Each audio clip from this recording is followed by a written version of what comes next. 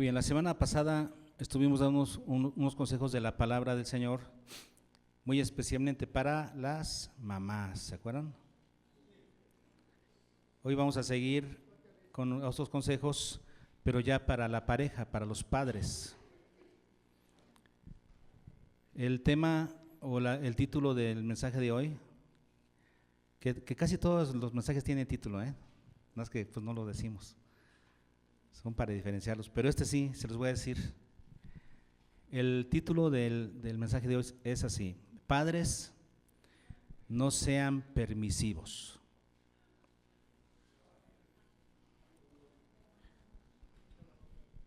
Vamos a Efesios 6:4. Comenzamos por analizar este texto de Efesios capítulo 6.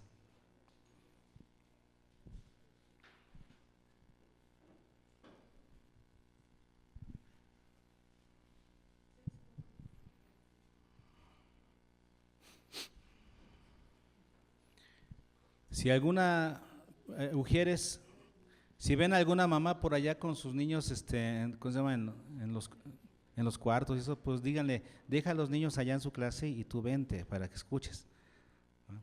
Los papás, las mamás tienen que escuchar esto hoy. Entonces, por favor, que no se lo pierdan. Entonces, mujeres, si ven algo, tráiganselos de la oreja, por favor.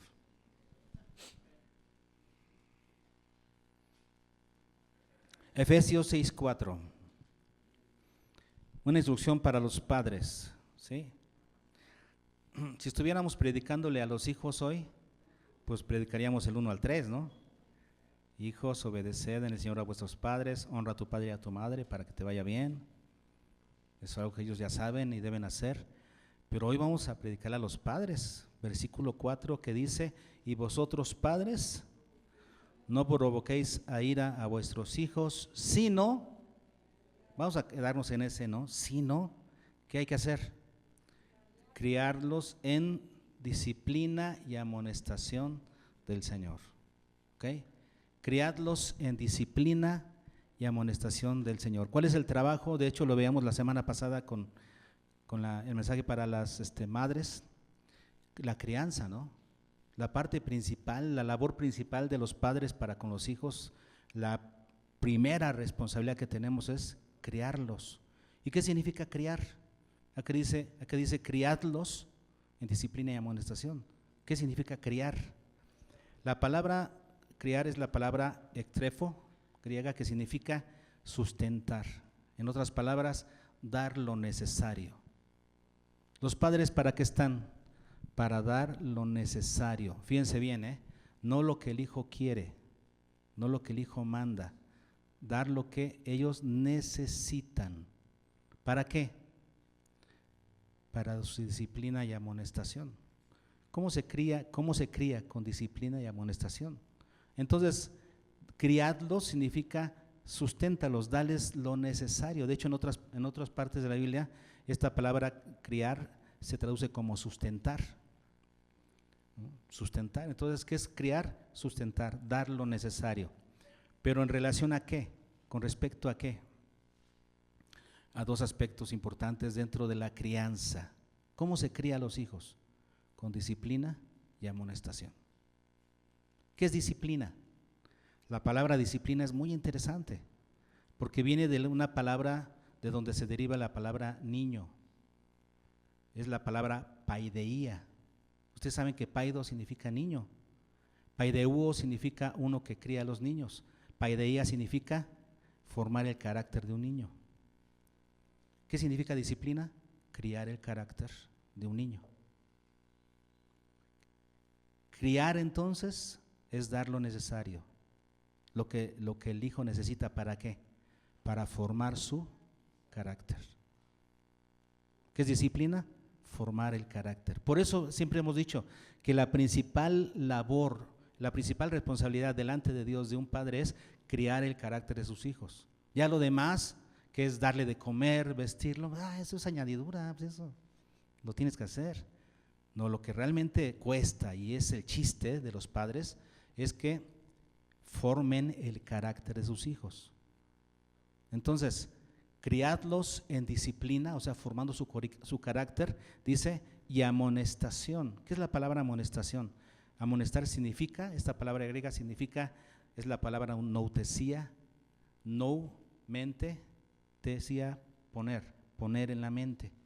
¿Qué significa entonces amonestar? Poner en la mente. Es dar información correcta y precisa en la mente de los hijos. Es instruir, ¿no? Eso sí, eso no. ¿Por qué? Eso sí, porque esto no por esto. Es instruir, poner en la mente de los hijos. La labor de los padres entonces es criar con disciplina y amonestación. Ya hemos hablado mucho de la amonestación, que es instrucción, que es poner en la mente de los hijos. Hoy vamos a quedarnos un poquito más con la disciplina, porque a veces no entendemos la disciplina y no la ponemos en práctica. Hoy en día, más que nada, los padres modernos de hoy en día necesitan entender y practicar la disciplina. No la entienden. Vamos a entender un poquito más la disciplina basados justamente en esta palabra griega, paideía. ¿En qué momento se utiliza? ¿En qué otros pasajes de la Biblia se utiliza? ¿Cuándo? ¿Cómo se utiliza? Para que tengamos más luz de lo que es esta palabra, que se traduce como disciplina. ¿Está bien? Vamos a Lucas, por favor. Lucas 23.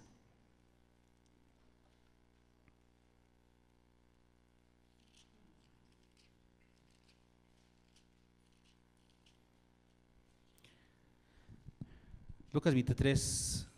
¿En qué estamos aquí? Cuando Jesús está ante Pilato, ¿verdad? ¿Sí está bien? Y vean lo que dice en el versículo 16. Palabras de Pilato. Le soltaré, pues, después de castigarle. Esta palabra castigarle es la palabra paideía, que se traduce en otros lugares como disciplina. Entonces la disciplina involucra ¿qué? Castigo, un castigo que enseña. Es como decir, experimentanlo con azotes, examínalo con azotes para que aprenda. Es lo que hacían. ¿Por qué azotaban? Para examinar. ¿Por qué le decían examinar con azotes? Para que los azotes los hicieran reaccionar y ellos dijeran, está bien, voy a decir la verdad, está bien, yo fui, o lo que fuera, ¿no? Era para que, como decir, para que aprenda, ¿no? Y es lo que estaba diciendo Pilato, después de castigarlo, para que aprenda, entonces lo soltaré. No lo soltó, ¿eh? Esa es la palabra paideía. Otro momento en el que es usada esta palabra, Hechos 7:22. Si no la encuentra, no se preocupe, ¿eh? Yo aquí la estoy leyendo para que no se pierda buscando, para que escuche más bien. Hechos 7:22 dice, y fue enseñado Moisés en toda la sabiduría de los egipcios. Fue enseñado, es la palabra paideía. Fue enseñado. ¿Qué significa disciplina? Ser enseñado, para ser formado. Eso quiere decir, Moisés fue formado en la cultura egipcia. Y por eso dice aquí que era poderoso en palabras. Aunque él dijera que era tartamudo, realmente era poderoso en palabras. Fue formado como un egipcio. 1 Corintios 11:32.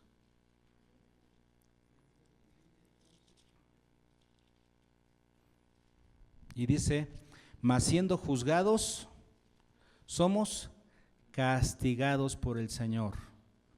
¿Cuál es la palabra paideía ahí? Castigados. Entonces la palabra, paideía, que es disciplina, asume el castigo como parte del proceso disciplinario. Para formar el carácter a veces se necesita el castigo.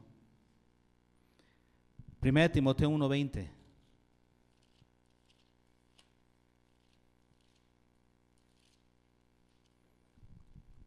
De los cuales son, dice Pablo, Himeneo y Alejandro, a quienes entregué a Satanás para que aprendan a no blasfemar. ¿Cuál es la palabra aquí, paideía? Aprendan.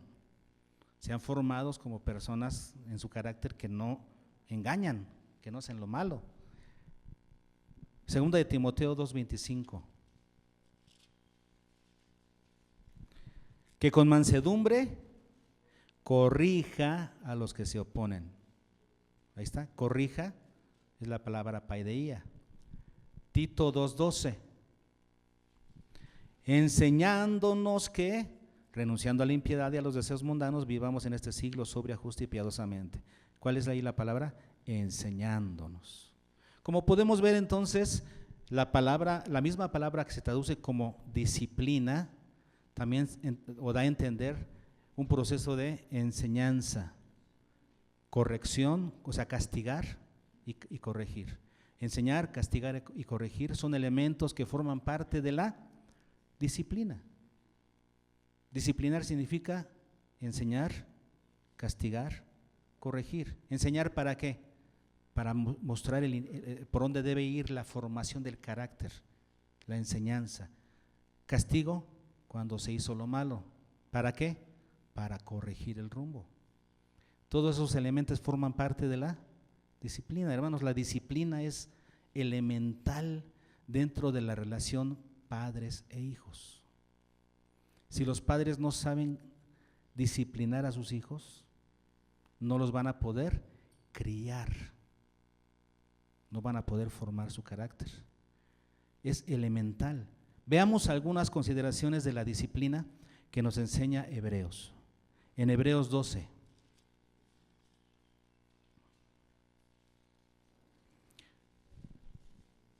Y de los versículos 5 al 11, en cada uno de los versículos del 5 al 11, casi en cada uno se encuentra la palabra disciplina. Vamos a ver qué nos enseña cada uno de estos versículos con relación a la disciplina. ¿Les parece bien? Vean 12:5. ¿Qué aprendemos ahí?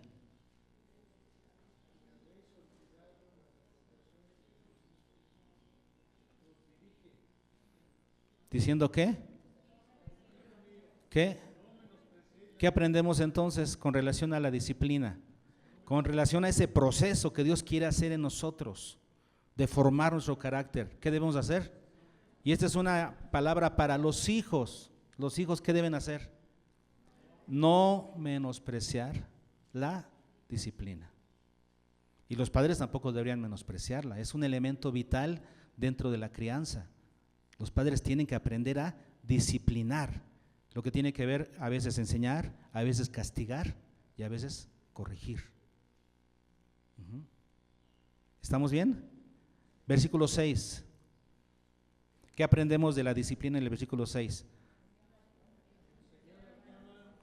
Entonces, si tú amas a tu hijo, lo vas a disciplinar. Si no lo disciplinas, no lo amas. Aprende esto. Tú dices, es que lo amo tanto que no lo quiero hacer llorar, no lo quiero hacer sufrir. No lo amas, porque tiene algo que necesita ser corregido, tiene algo que necesita ser formado y solito no se va a formar, ¿eh? ¿Tú crees que tu hijo, si lo dejas solito a través de los años, va a tener un carácter perfecto y va a ser una persona buena? No. El carácter se forma, no se forma solito. Los padres activamente lo forman a través de la instrucción y la disciplina. Entonces, si tú amas a tu hijo, tienes que aprender a disciplinarlo. Versículo 7.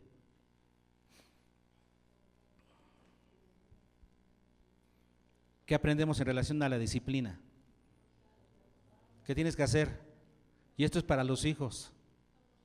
Si el padre te da disciplina, ¿qué tienes que hacer? Llorar, reclamar. Es lo mismo que dijimos hace rato, ¿no? En la oración de la mañana.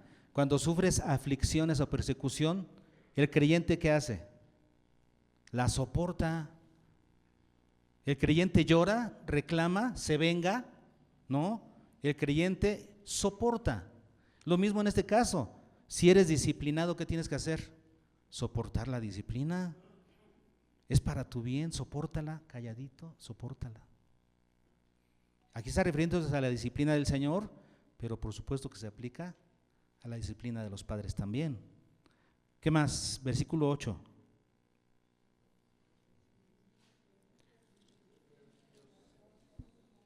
Si lo dejas sin disciplina a tu hijo, que la necesita, si lo dejas sin disciplina, ¿qué sucede?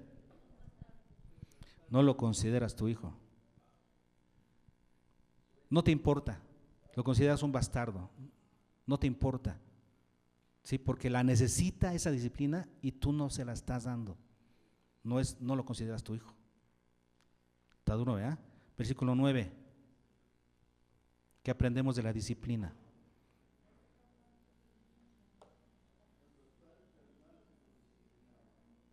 ¿Y qué hacíamos? ¿Qué merece un padre que sabe disciplinar? Ser venerado. Un padre que sabe, es un arte disciplinar. Un padre que sabe disciplinar, hermanos, necesita ser venerado, honrado. No, yo creo que no lo sabían disciplinar. Eso no es disciplina. Por eso digo, no sabemos disciplinar. Y hay que aprender. Versículo 10. ¿Qué dice el versículo 10?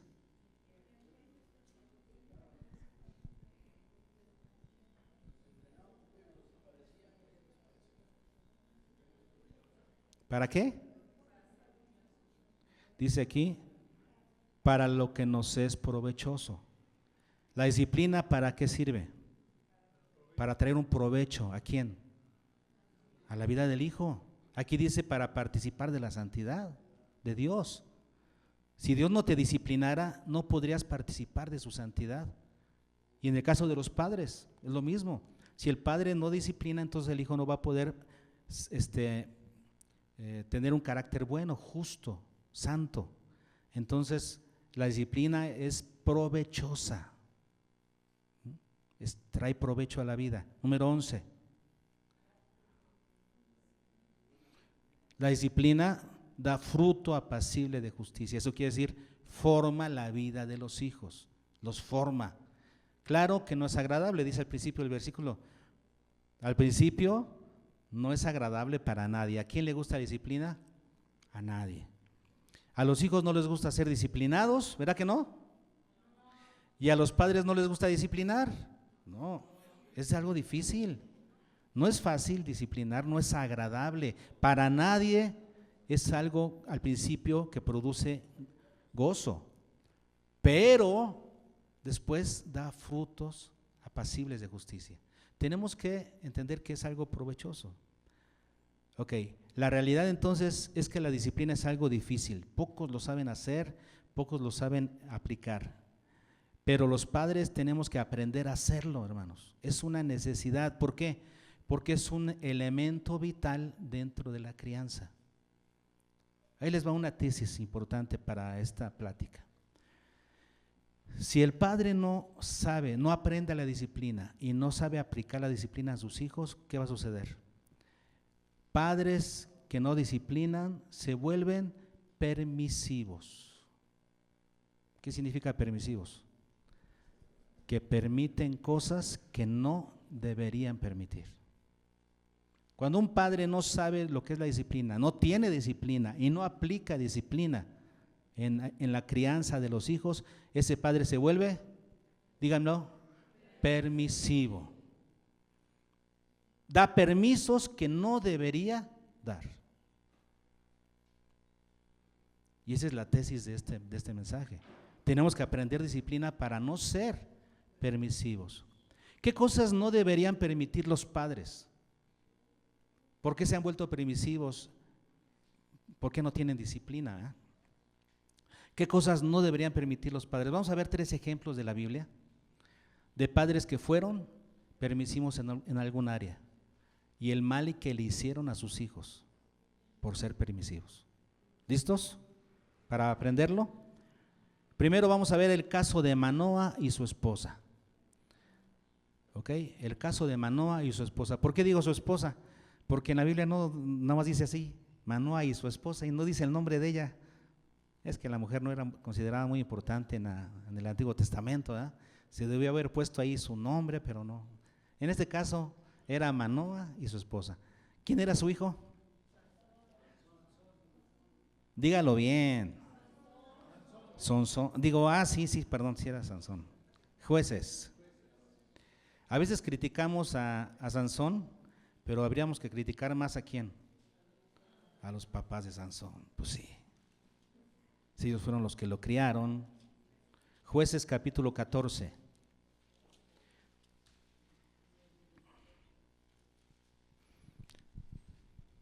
Jueces 14.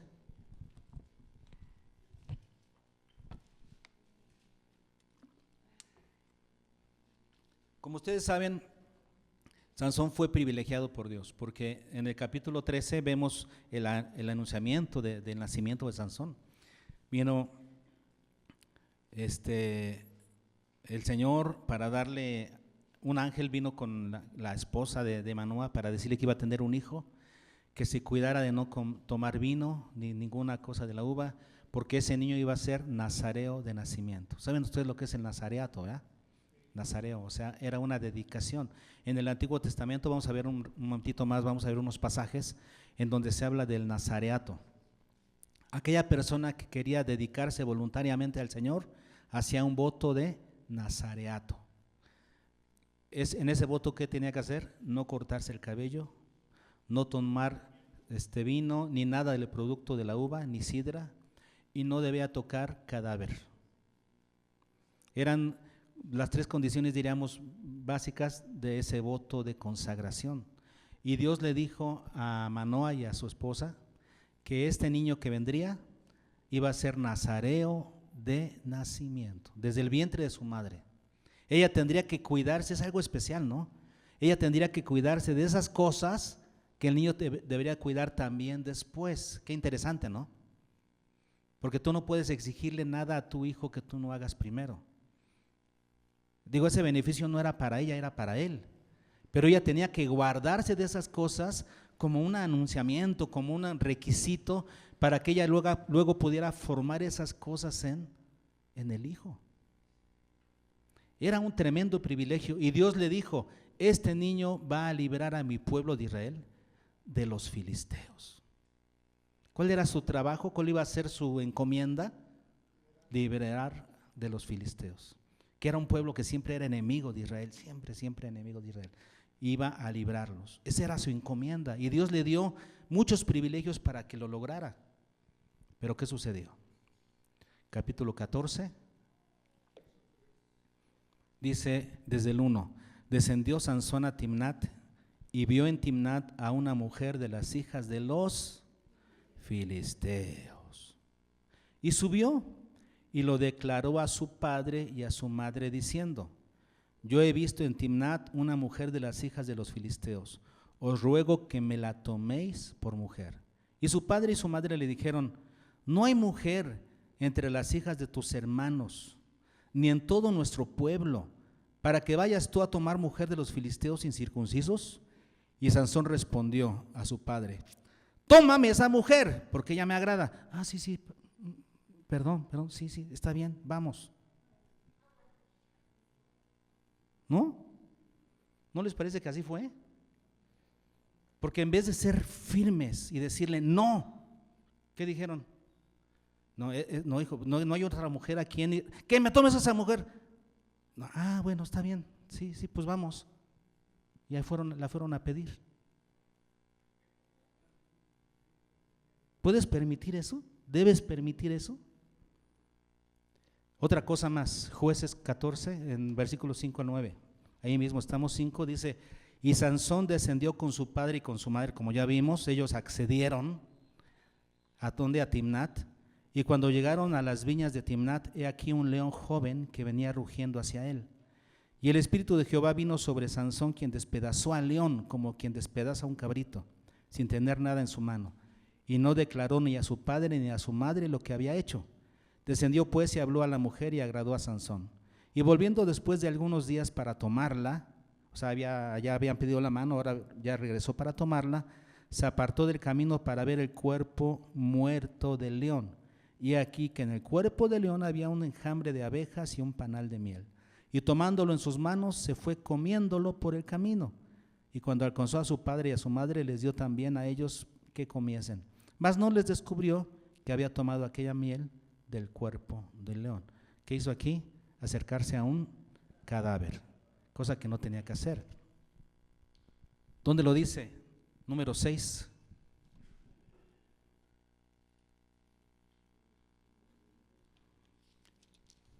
En el versículo 9 dice, si alguno muriere súbitamente junto a él, su cabeza consagrada será contaminada. No debía acercarse a ningún cadáver. Y él lo hizo. Pero dice que no le dijo a su papá y su mamá, se los tenía oculto. Y sabía cómo hacerlo, ¿no? Sabía cómo ocultarle cosas a los padres y hacer su propia voluntad. En la cuestión de tomar una mujer filistea, ustedes dirán, bueno, eso no estaba en la condición de los nazareos, ¿no? No, esa era una condición para todo el pueblo de Israel. En Deuteronomio 7, 3 y 4 dice el Señor, dice Moisés al pueblo, le recuerda, no emparentarás con ellas, ni te casarás con ellas, ni se las darás a tu hijo, porque desviarás su corazón en pos de otros dioses. Era una regla para todo el pueblo de Israel, no solamente para los nazareos. Aquí entonces vemos a Sansón descuidando dos áreas de su consagración a Dios. Y ustedes dirán, bueno, pero en lo demás estaba bien, ¿no? Sí, porque sí mató filisteos. ¿Qué no Dios lo envió a matar filisteos? ¿Y ya con eso? Los papás felices, ¿no? Porque Sansón estaba matando filisteos. Para eso lo envió Dios. Y no les importó lo demás, el carácter. Que tenían un carácter, formaron a un hijo, ellos, con un carácter profano, como Esaú. Que dice el libro de Hebreos que Esaú era un profano. ¿Qué significa profano? Alguien que no aprecia las cosas espirituales, que no las valora. Y así criaron a Sansón, como alguien que podía cumplir con las metas externas, pero no cuidar la condición interna del hijo. Es como cuando el papá felicita al hijo porque sacó puro 10 en la escuela, pero es un grosero de primera, es un malcriado y a todo el mundo le pega en la escuela. Nada más aprecias lo externo, pero no cuidas el carácter. Lo mismo le pasó aquí a Sansón. Externamente, sí, pues estaba matando filisteos, aunque siempre lo hizo por razones equivocadas. No era para santificar el nombre de Dios, siempre fue por venganza. ¿Eso está bien? ¿Con eso estás conforme, papá? Pareciera que Manoa sí estaba conforme con eso. Mientras él esté cumpliendo con lo que Dios le mandó, y acá que no se dio cuenta que su hijo, por faltar a su consagración, estaba atentando contra sí mismo. ¿No te das cuenta de eso, papá? Cuando tú permites que tu hijo esté dejando sus disciplinas devocionales, su consagración a Dios, su santidad, está atentando contra sí mismo. ¿Por qué? Porque no va a llegar a ser la persona que Dios tenía pensado que fuera. Sansón pudo haber sido el líder más importante de la nación de Israel. Era privilegiado, tenía todo lo necesario para ser uno de los líderes más importantes de Israel. Y no lo fue. No lo fue. Lo único que recordamos es que mató gente y que murió apachurrado por un edificio donde mató más gente que durante toda su vida. Y eso, si eso es ser un héroe,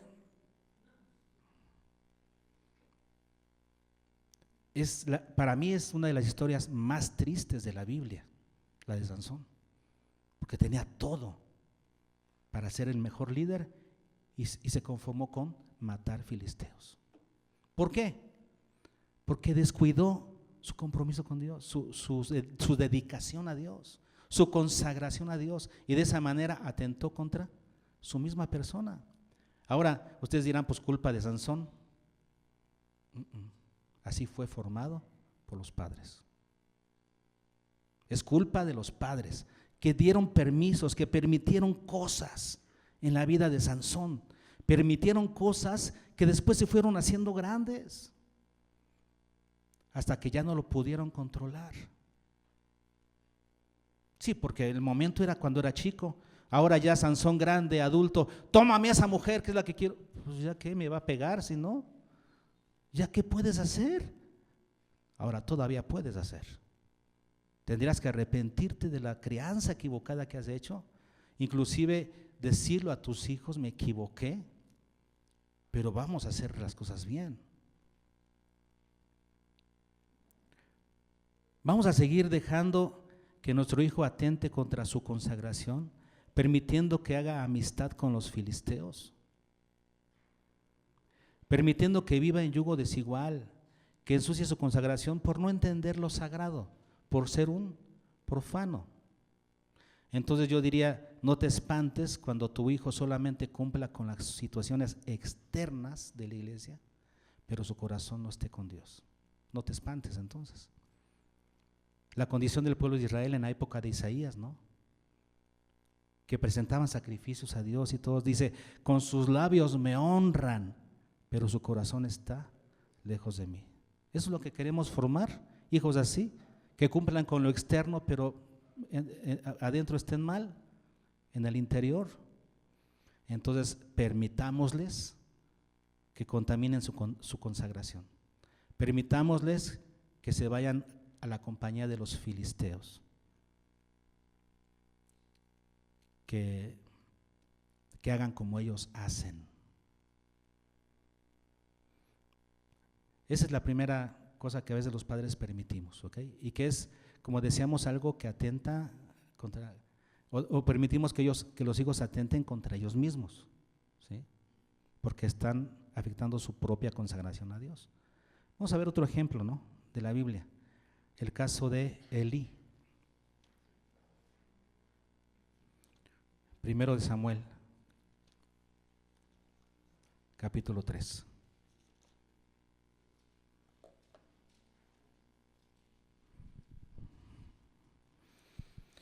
Primero Samuel 3:13. Primero comenzamos por ahí y después retrocedemos un poquito para ver la situación.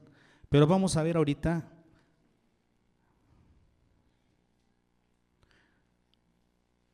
lo que le dijo Dios a Samuel acerca de Elí. Fíjense, Dios a Samuel acerca de Elí. Capítulo 3, versículo 13 dice, y le mostraré, acuérdense, Dios le está diciendo a Samuel esto acerca de Elí. Y le mostraré que yo juzgaré su casa, ¿para cuándo? Para siempre. Un juicio para siempre sobre la casa de Elí. ¿Por qué? Por la iniquidad, fíjense, hermanos, que él sabe. ¿Cuántas cosas sabemos de nuestros hijos y no hacemos algo? Nos hacemos los sordos, los ciegos. ¿No te das cuenta en el Instagram? ¿No te das cuenta en el Face lo que sube? ¿No sabes cómo está tu hijo? ¿No lo sabes? Yo creo que lo sabes. Elí lo sabía. Y el juicio de Dios sobre Elí fue por cosas que él sabe. Luego dice, porque sus hijos han blasfemado a Dios. Han hecho cosas contra ¿quién? El caso anterior, el de Sansón, fue que él estaba afectando su propia consagración. Estaba haciendo cosas contra él mismo. Aquí estamos viendo que estos hijos de Elí estaban haciendo cosas contra Dios, que estaban afectando la gloria de Dios, la fama de Dios en su entorno. Pero lo peor de todo, hermanos, dice aquí, porque sus hijos han blasfemado a Dios y Él no los ha estorbado. No los ha ni siquiera estorbado. ¿Cuál es la parte de la formación, ¿no?, de carácter de los hijos? Tiene que ver con esto, estorbarlos. ¿Sí? Hoy en día te dicen los psicólogos, no, los niños saben lo que quieren. Desde chiquitos van agarrando su camino y los padres solamente deben ser facilitadores. ¿Sí? Entonces el hijo se quiere vestir de mujer, ya está agarrando su identidad, ¿no? Déjalo. ¿Cómo que déjalo? Tú tienes que formar su carácter, no dejarlo que él se forme solo de lo que atrapa, porque finalmente no lo forma solo, forma su carácter de lo que agarra en la sociedad. ¿Vas a dejar que forme su carácter de lo que ve, de lo que escucha o de lo que tú le enseñas? Dice aquí, no los estorbó. No los estorbó. ¿Cuál era el pecado de los hijos de Elí? 2:17. Era pues muy grande delante de Jehová el pecado de los jóvenes. ¿Por qué? Porque los hombres menospreciaban las ofrendas de Jehová. Los hombres comenzaban a menospreciar las ofrendas que traían a Dios por la conducta de ellos. ¿Qué es lo que hacían? Cuando alguien traía un animalito para presentarlo, dice que ellos agarraban la carne que querían. No, la ley decía que ellos debían de tomar cierta cantidad, cierta parte del animal era para el sacerdote. Pero ellos decían, el sacerdote quiere esta parte. No, por lo menos quítale la grasa, espera. No, si no me la das, la tomo por la fuerza. ¿Y qué es lo que estaban haciendo con esa conducta? Haciendo que las personas, que el pueblo menospreciara las ofrendas al Señor, que eran sagradas. ¿Es un pecado contra quién? Contra el Señor. Con su conducta se estaba hablando mal de Dios. Era muy grave, por eso dice aquí, era muy grave el pecado de esos jóvenes. ¿Qué más hacían? 2:22. Pero Elí era muy viejo y oía de todo lo que sus hijos hacían con todo Israel y cómo dormían con las mujeres que velaban a la puerta del tabernáculo de reunión. Algunos dirán, pues nada más dormían. Malo que no estuvieran durmiendo, ¿eh? Entendemos lo que significa, ¿eh? Dormían con ellas. ¿Qué hizo Elí? Vamos a ver lo que hizo Elí. Versículos 23 en adelante dice: y les dijo, ¿por qué hacéis cosas semejantes? Porque yo oigo de este pueblo vuestros malos procederes. No, hijos míos, porque no es buena la fama la que oigo, pues hacéis pecar al pueblo de Jehová, hijos míos. Ay, hijitos, no está bien lo que hacen mis hijos. Y ya, eso fue todo. ¿Qué debió haber hecho Elí? ¿Qué debió hacerlo? Ellos eran sacerdotes. ¿Qué debió hacerlos? Cesarlos, quitarlos. Ustedes no vuelven a poner un pie en el templo. Ustedes no merecen estar en esta posición, sirviendo al Señor en esta área. Los debió haber corrido del sacerdocio. Por supuesto que sí. ¿Y qué hizo? No, hijitos míos, no es bueno lo que escucho que hacen, no está bien lo que están haciendo. ¿Y ya? ¿Tratas de razonar cuando la Biblia dice que castigues, que corrijas? La corrección implica eso, ¿no? Causar un poco de dolor, porque si no el hijo no aprende. Debió haberlos quitado el sacerdocio. ¿Qué le dijo el Señor a Elí a través de un varón? 2:29. A través de un profeta vino un profeta a Elí y le dijo: ¿por qué habéis hollado mis sacrificios y mis ofrendas que yo mandé ofrecer en el tabernáculo? Vean lo que le dijo: y has honrado a tus hijos más que a mí. ¿Qué hizo Elí? Honró a sus hijos más que a Dios. En otras palabras, no, mijo, eso no se hace, Dios dice que no. No, pero es que mira esto, eso. Bueno, pues está bien, pues hazlo pues. Estás honrando más a tu hijo que a Dios. Estás honrando la opinión de tu hijo más que la de Dios. ¿Y qué sucede con esto? ¿Qué dice el Señor? Dice el Señor, versículo 30: por tanto Jehová de Israel dice, yo había dicho que tu casa y la casa de tu padre andarían delante de mí perpetuamente, mas ahora ha dicho Jehová, nunca yo tal haga. ¿Por qué? Porque yo honraré a los que me honran, y los que me desprecian serán tenidos en poco. Entonces, ¿cuál opinión vale más? ¿A cuál opinión le vas a hacer caso? Sí, porque tu hijo va a tener una opinión, él va a tener una visión de la vida, él va a tener propósitos que quiere cumplir. Pero ¿para qué están los papás entonces? No están para ayudarles a dirigir esa visión y esos propósitos, para que esos propósitos honren a Dios. ¿No se trata siempre de Dios? Las decisiones que tus hijos tomen, tú debes supervisar que glorifiquen a Dios esas decisiones. Si no glorifican a Dios, ¿qué debes hacer? Estorbarlos. Eso no lo haces, no se hace mientras yo esté aquí. Fuerte, firme. ¿Pero vas a honrar más a tus hijos que a Dios? ¿Vas a permitir que sea su deseo el que gobierne o lo que Dios quiere mediante la disciplina? ¿Cuál fue el resultado? Sus hijos murieron, los dos el mismo día. Y además no volvió a ser sacerdote ninguno de la casa de Elí. ¿Cuál es la situación que puede pasar, hermanos, en nuestra familia? Perder el privilegio de servir a Dios y además otras desgracias más. Estamos viendo, Sansón atentó contra sí mismo. Los hijos de Elí atentaron contra la gloria de Dios. Vamos a ver otro caso, un tercer caso nada más. En este caso tenemos a David.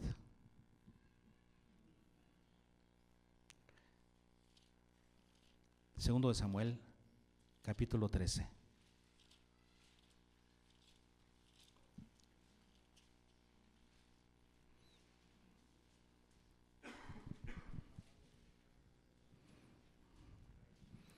¿Estamos en qué contexto?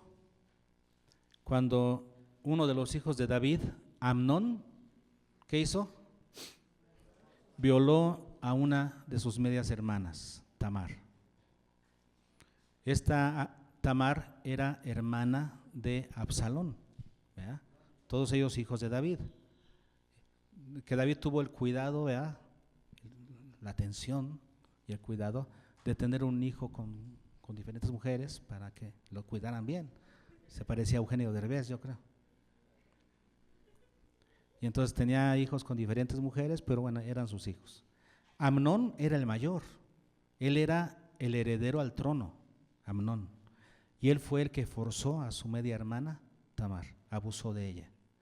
Entonces Tamar se fue corriendo, rasgando sus vestidos, llorando, y llegó donde estaba su hermano Absalón y le dijo lo que había pasado.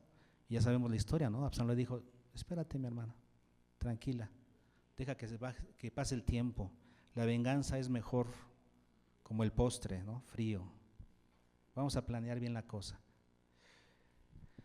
Pero vean lo alarmante de esto, de este hombre conforme al corazón de Dios. 13:21 dice, y luego que el rey David oyó todo esto, se enojó mucho. Punto y aparte, punto final. Se enojó mucho y ya. ¿Y qué hizo? ¿Qué hizo? Hizo berrinche, se enojó ya. No disciplinó a Amnón. Tuvo que darle un castigo ejemplar, hermanos. No hizo, absolutamente nada hizo. ¿Cuál fue el resultado aquí? A veces hay papás que no disciplinan a los hijos porque cometieron el mismo error en el pasado y dicen, ¿yo con qué autoridad voy a...? ¿No? Por ejemplo, David ya había pecado con Betsabé. Y tal vez eso fue la razón por la que él se sintiera que no tenía la autoridad. ¿Que no te restauró el Señor? Y no te restaura para que asumas eso y te fortalezcas en ello y no permitas que lo mismo le suceda a tus hijos. El Señor te restaura, te perdona.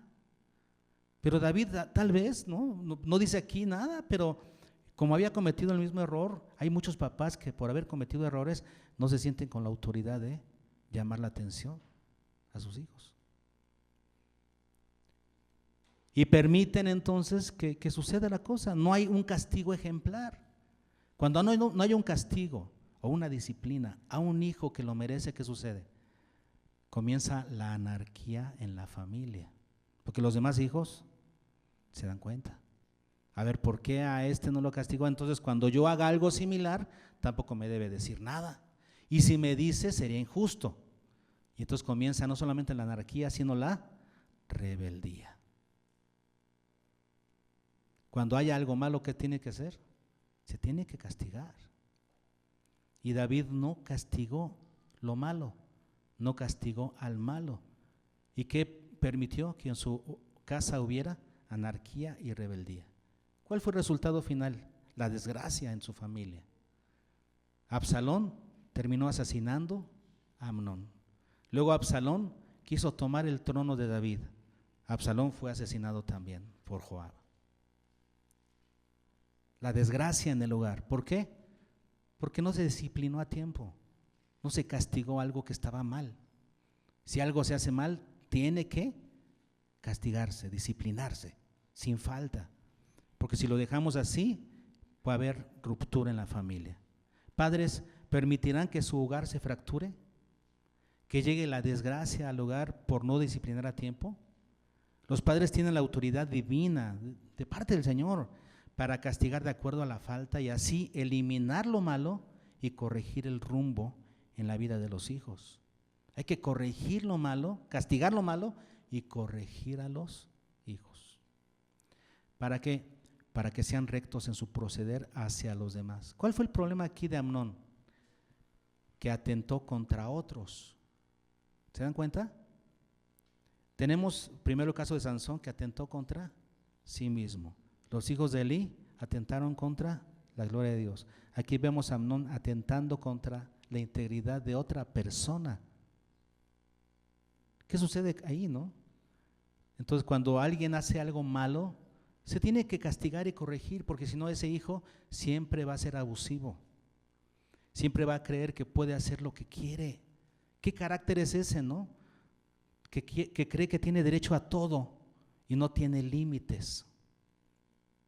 En cambio, cuando se da el castigo correcto, ese hijo comienza a entender que su comportamiento tiene límites, el respeto al prójimo.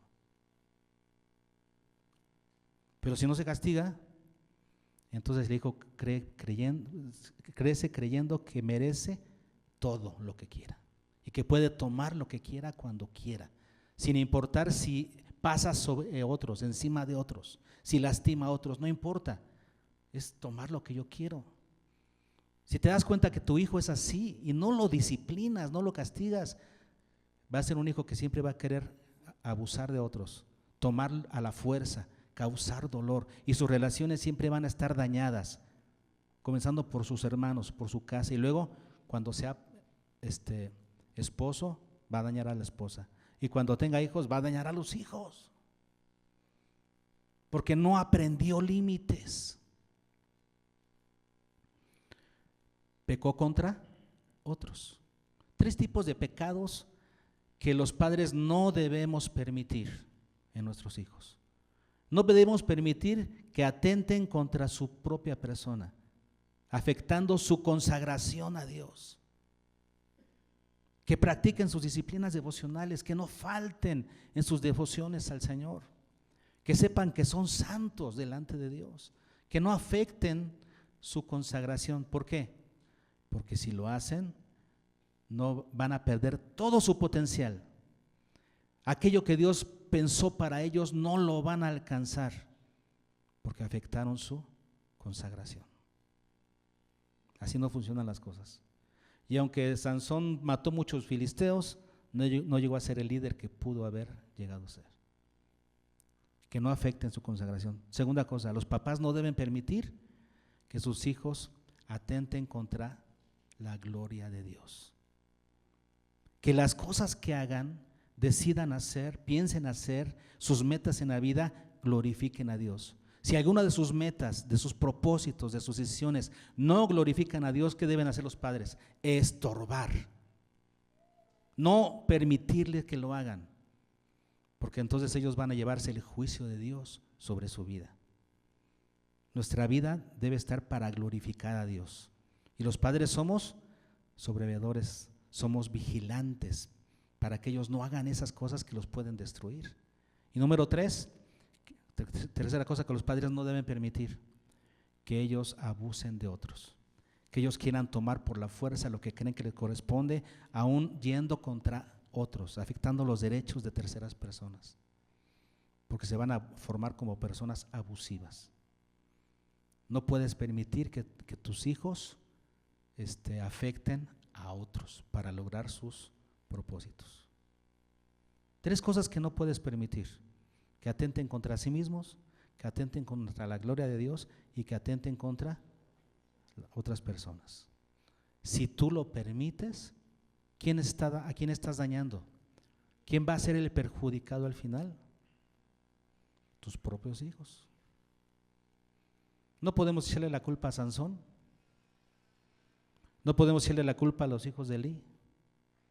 No toda la culpa a Amnón. Detrás estuvieron padres ausentes o padres débiles que no quisieron, porque vieron, porque saben y no estorbaron. Cuidado. ¿Ok?